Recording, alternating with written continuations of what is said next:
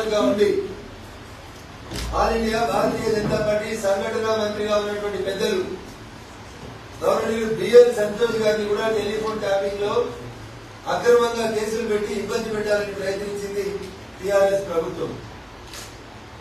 చివరిగా భారతీయ జనతా పార్టీని దెబ్బకొట్టేందుకు మునుగోడులో జరిగినటువంటి ఉప ఎన్నికల్లో రాజగోపాల్ రెడ్డి గారు భారతీయ జనతా పార్టీ అభ్యర్థిగా పోటీ చేసినప్పుడు టెలిఫోన్ ట్యాపింగ్ చేసినాం, ప్రతిపక్ష పార్టీల నాయకుల డబ్బులు వెళ్లేటప్పుడు ఆ వాహనాలను పట్టుకునేలాగా సమాచారం ఇచ్చినామని పోలీసులు అరెస్ట్ చేసినటువంటి డిఎస్పీ, పోలీసులు అరెస్ట్ చేసినటువంటి ఇద్దరు అదనపు ఎస్పీ చెప్పిందని వివిధ దినపత్రికలు జరిపించేందుకు మీకు చిత్తశుద్ధి ఉందా లేదా అనేది ముఖ్యమంత్రి గారు చెప్పాలి. నిన్న కాకుండా జరిగిన ఎన్నికల కేసుల గురించి మాట్లాడుతున్న మీరు మిమ్మల్నే కదా ముద్దాయిని చేసి మొదటి బాధితుని చేసి తెలంగాణ వచ్చిన తర్వాత జైలుకు పంపించింది మిమ్మల్నే కదా. మీ ఫోన్ ట్యాపింగ్ చేసిన రోజు ఈ రాష్ట్ర డీజీపీ ఎవరు? మీ ఫోన్ ట్యాపింగ్ చేసిన రోజు ఇంటెలిజెన్స్ చీఫ్ ఎవరు ఈ రాష్ట్రంలో? మీ టెలిఫోన్ ట్యాపింగ్ జరిగిన రోజు ఎస్ఐబి చీఫ్ గా ఎవరున్నారు? వాళ్ళు ముగ్గురు ఈ రోజు ఏ ఏ స్థానాలలో ఉన్నారో ఒకసారి రేవంత్ రెడ్డి గారు దయచేసి ఆలోచించమని అడుగుతా ఉన్నారు. నిన్న జరిగిన కేసు చేయొద్దని నేను అడుగుతలేను. నిన్న జరిగిన కేసును ఒక పీస్ మీల్ గా చూపెట్టి మీకు నచ్చిన రీతిలో ఇన్వెస్టిగేషన్ చేయొద్దు. ఎస్, మీకు బాధ ఉందో లేదో నాకు తెలియదు. మీ బిడ్డ పెళ్లి రోజు పెరోల్ మీద మీరు బయటికి రావడం ఒక తండ్రిగా మీకు ఎంత క్షోభనో నాకు తెలుసు. నేను బాధపడుతున్నా. కానీ ఆ రోజు టెలిఫోన్ ట్యాపింగ్ లో పాల్గొన్నటువంటి అధికారులను మీరు ఎందుకు క్షమిస్తున్నారు? ఆ కేసును ఎందుకు ఇన్వెస్టిగేట్ చేస్తలేదు? ఆ రోజు డీజీపీగా ఉన్నది ఎవరు? తెలంగాణ రాష్ట్రం వచ్చిన తర్వాత డీజీపీ ఎవరు? ఆ డీజీపీకి అటాచ్ అయినటువంటి శ్రీనాథ్ రెడ్డి గారు, ఆ డీజీపీ దగ్గర ఉన్నటువంటి ఒక పిఏ గారు, ఇద్దరు అమెరికాకి అధికారిక ఖర్చులతోటి ఎట్లా పోయిందో అని చెప్పాలి. ఆ రోజు మిమ్మల్ని అరెస్ట్ చేసిన రోజు రేవంత్ రెడ్డి గారిని గుర్తు చేస్తున్నారు, మర్చిపోయింటారు మీరు.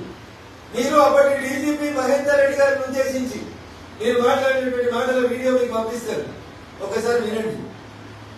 ఇప్పుడు ఆ డీజీపీ మహేందర్ రెడ్డి గారు రిటైర్డ్ అయిన తర్వాత ఎక్కడున్నారు?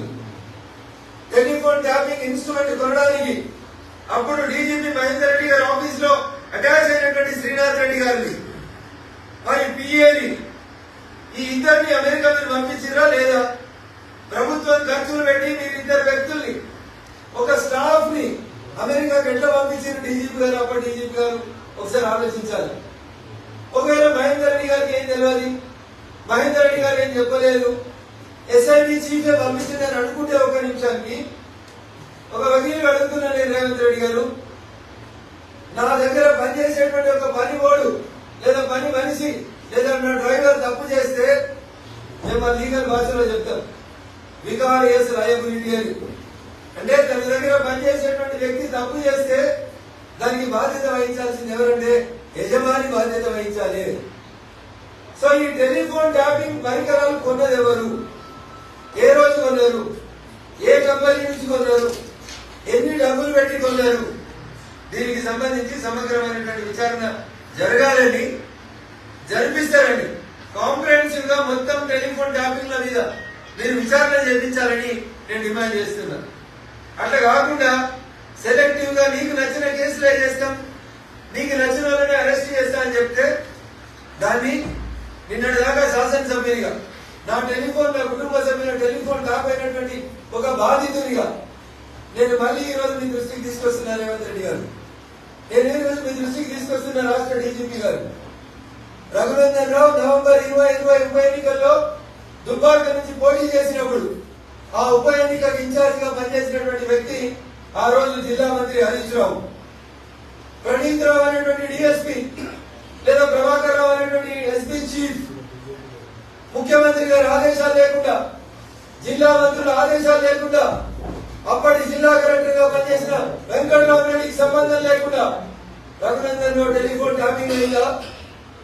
అందుకని ఒక డిఎస్పీలో ఇద్దరు అడిషనల్ డిఎస్పీలో రిమాండ్ చేసి చేతులు దులుపుకుంటామంటే ముద్దురాజు రేవంత్ రెడ్డి గారు.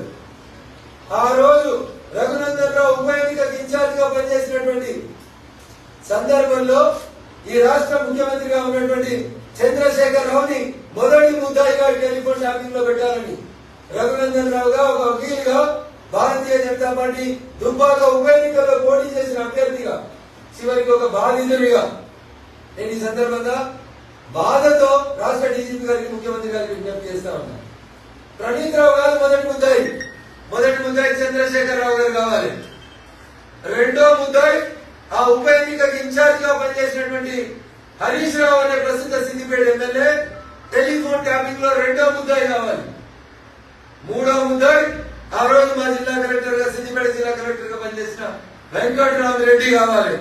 ఎందుకంటే ఈ వాజ్ ద డిస్ట్రిక్ట్ మ్యాజిస్ట్రేట్. ఆ జిల్లాలో జరిగినటువంటి ప్రతి సంఘటనలకి మంచికి చెడుకి వాళ్ళ బాధ్యత వహించాలి. ఇవన్నీ పక్కకు పెట్టి ఎవరో ముగ్గురు పోలీసులను అరెస్ట్ చేసి ఇంకో ముగ్గురు పోలీసుల పేర్లు రాసి చేతులు దులుపుకుందామంటే రేవంత్ రెడ్డి గారు ఇది సరి అయింది కాదు అని చెప్తా ఉన్నా. ఏ టీఆర్ఎస్ పార్టీ అయితే మిమ్మల్ని బాధ పెట్టిందో, ఏ టీఆర్ఎస్ పార్టీ అయితే మిమ్మల్ని జైలుకు పెట్టిందో, ఏ ముఖ్యమంత్రి అయితే మీ ఫోన్ ట్యాప్ చేయమని చెప్పిండో ఆ ముఖ్యమంత్రిని ముద్దాయిగా చేయకపోతే ఈ కేసు సంపూర్ణం కాదు. నాడు ఓటుకు నోటు కేసులో నీ ఫోన్ నిన్న నాటి నుంచి మొదలు పట్టే నిన్న ఐ న్యూస్ కాంపౌండ్ లో ఐ న్యూస్ అనే టీవీ ఛానల్లో ఆ పరికరాలను ఫిక్స్ చేసి మీ ఇంటి నుంచి వచ్చేటువంటి ఫోన్లని మానిటర్ చేసిన రోజు ఈ రాష్ట్ర డీజీపీ ఎవరు? వాళ్ళని ఎందుకు ముద్దాయిగా చేర్చలేదు? ఒక్కసారి దయచేసి మీరు సమాధానం చెప్పాలి. వెంకయ్య సొత్తు దీంట్లో మీరు కాంగ్రెస్ అని బీజేపీ అనేది పక్కన పెట్టింది. భారత రాజ్యాంగం వ్యక్తులకి వ్యక్తిగత స్వేచ్ఛ ఇచ్చింది. వ్యక్తుల వ్యక్తిగత స్వేచ్ఛలోకి చొరబడి కుటుంబ సభ్యుల ఫోన్ లేనటువంటి అధికారం ఈ దేశంలో ఎవరికి లేదు. ఎవరి ఫోన్ వినాలి?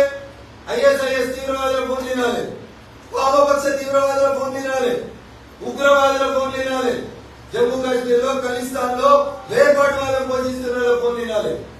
ఎమ్మెల్యేల ఫోన్ వింటారు, ఎమ్మెల్యేల కుటుంబ సభ్యుల ఫోన్ వింటారు, రాజకీయ నాయకుల ఫోన్ వింటారు. ఆఖరికి నేను మా మునుగోడులో ఓడిపోయి అప్పటి మా పార్టీ అభ్యర్థి ప్రస్తుత కాంగ్రెస్ ఎమ్మెల్యే రాజగోపాల్ రెడ్డి గారికి కూడా రెండు మాటలు గుర్తు చేద్దామనుకుంటున్నాను. రాజగోపాల్ రెడ్డి గారు మీరు మునుగోడులో ఓడిపోవడానికి కారణం కేసీఆర్ చేసినటువంటి టెలిఫోన్ ట్యాపింగ్. అన్న గుండె మీద చేసుకుని ఆలోచించు. ఆ రోజు ప్రతిపక్షంలో ఉన్నారు కావచ్చు, కానీ ఏడున్నారు రాజగోపాల్ రెడ్డి గారు? మీరు అధికార పార్టీలో ఉన్నారు, చట్టం శాసనాలు చేసేటువంటి సభలో ఉన్నారు. మీ ఓటమి కారణం టెలిఫోన్ ట్యాపింగ్ అని చాలా స్పష్టంగా కనబడుతుంది. మరి మొదటి ముందు ఎవరున్నారు? రాజగోపాల్ రెడ్డి గారు. మీరు ఎన్నికలలో పోటీ చేసినాడు మీ మీద పగబట్టి 100 మంది ఎమ్మెల్యేలని నీ నియోజకవర్గానికి పంపించి నీ ఓటమి కారకుడైన వ్యక్తి ఎవరంటే మొదటి ముద్దాయి మళ్ళా అదే కేసీఆర్ గారు, రెండో ముద్దాయి కేటీఆర్, మూడో ముద్దాయి హరీష్ రావు ఉండాలి, నాలుగో ముద్దాయి జగదీష్ రెడ్డి ఉండాలి.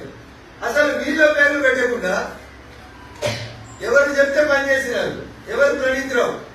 ప్రణీత్ రావుగా ఇన్స్ట్రుమెంట్స్ ఎవరిచ్చిండ్రు? ఎవరు? భుజంగరావు, ఎవరు? తిరుపతి అన్న.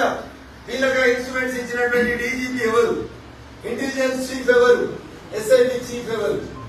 ఇవన్నీ ప్రజలకు తెలవాల్సినటువంటి అవసరం ఉంటుంది. ఒక టీవీ ఛానల్ తన ఆఫీసులో పెట్టి ఒక ప్రతిపక్ష నాయకుడి ఫోన్లని ట్యాప్ చేస్తుంటే ఇదేం జర్నలిజం అనేది ఒకసారి ఆలోచించాల్సినటువంటి అవసరం వస్తుంది.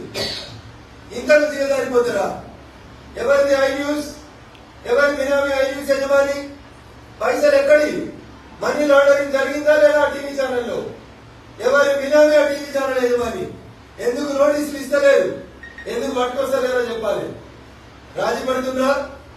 కాంప్రమైజ్ వ్యాపారం నడుస్తుందా? వీటన్నిటి కూడా ఈ రాష్ట్ర డీజీపీ గారు సమాధానం చెప్పాలి. రఘునందన్ రావు బాధితుడిగా మాట్లాడుతుంది ఇలా, బీజేపీ నాయకుడు కదా, బీజేపీ మెరకెట్టి అభ్యర్థిగా మాట్లాడతలేదు. నేను నా ఫోన్ ఇన్నారు అని చెప్పి మీరు పోలీసుల కన్ఫెషన్ లో రాసి కోర్టులో జడ్జి గారికి ఇచ్చింది. నేను ఆరోపిస్తున్నా, నా ఫోన్ ఇనుమని చెప్పింది హరీష్ రావు, నా ఫోన్ ఇనుమని చెప్పింది అప్పుడు జిల్లా కలెక్టర్ వెంకటరామరెడ్డి, నా ఫోన్ ట్యాపింగ్ చేసేందుకు అనుమతించింది అప్పటి ముఖ్యమంత్రి చంద్రశేఖర్ రావు. ఈ ముగ్గురు బయట ఉంటారు.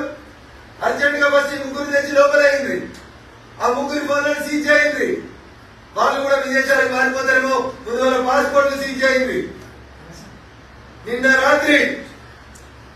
రాత్రి ఈ టెలిఫోన్ ట్యాపింగ్ లో ముద్దాయిలైనటువంటి 2 మాజీ మంత్రులు 3 గంటల సేపు సమావేశం పెట్టిన ఒక జాగా. ఎప్పుడు మారిపోతారో తెలియదు. ఎందుకు విడిచిపెడతారు ముఖ్యమంత్రి గారు వాళ్ళని? నోటీస్ చేయడంలో మీకు ఉన్నటువంటి ఇబ్బంది ఏంటి? వాళ్ళ పాస్పోర్ట్ సీజ్ చేయడంలో మీకు ఇబ్బంది ఏంటి? ఈ కేసులోంచి తప్పించుకోవడానికి చాలా టీవీ చెప్తున్నాయి. నేనే టీవీలో చూడగా ఒకటే టీవీలో చూసిన ఐ న్యూస్ వాళ్ళే చెప్తున్నారు కేసీఆర్ అట మాస్టర్ స్కెచ్ చేసిండట.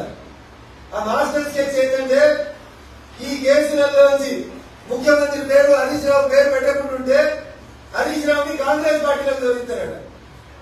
ఇది రఘునందన్ చెప్తారో దాని చేశారు. ఆయన దిక్కు తోచని స్థితిలో కేసీఆర్, కవిత అరెస్ట్ అయితే దిక్కు చేతని స్థితిలో కేసీఆర్ ఉన్నాడు. ఇది టీవీ నైన్లో ఎన్టీఓ ఈటీఓ మీటీఓ రాయలేదు. ఎవరు రాసిన? ఐ న్యూస్ రాసింది. ఐ న్యూస్ లో ఒకవేళ చంద్రశేఖరరావు